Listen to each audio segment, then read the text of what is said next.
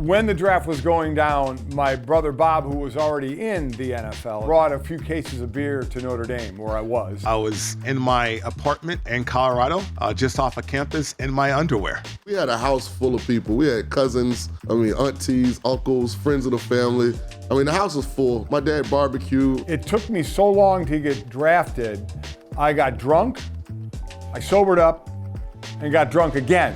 We had a great time, outside of the fact that I didn't go as high as I anticipated going. So I finished my junior year at Notre Dame as an honorable mention All-American, and there was talk of second round, I think was a projection going into my senior year. And I got hurt the first game, hurt my shoulder, and the stock kind of plummeted a bit. My expectations on my draft day, I didn't have any, to be honest with you. It was a surprise to me. Being drafted 13th overall in the first round was not something that my agent was aware of, or certainly I was aware of. It just happened all at once, to be honest with you. I was going to the West Coast. Southern boy, St. Petersburg, Florida. I had a great meeting with Bill Walsh and the San Francisco 49ers, and I was convinced I was gonna be the next Joe Montana. San Francisco got on the clock. I told my parents, everybody make sure the phone's free, and the announcer said the San Francisco 49ers select Reggie McGrew.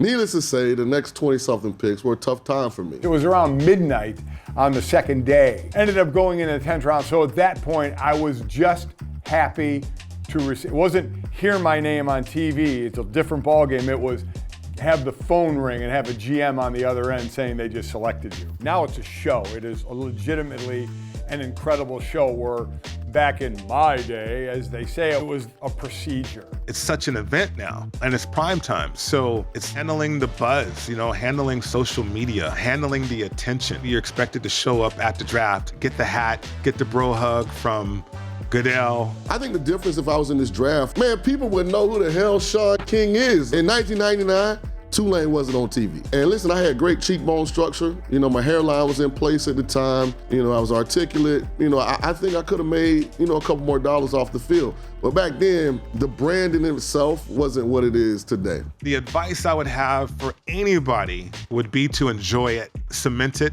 Don't let your expectations of where you're going to be drafted impact how you cherish this moment. Really understand that it's just an opportunity, though. Just be happy if your name is called. I remember interviewing Aaron Rodgers. Aaron drops obviously into the 20s, and I interview him after that, and he's just ticked off. I went 255. You still went in the 20s, You're still a first-round pick. I get the pride thing, and maybe this is the 10th rounder in me talking.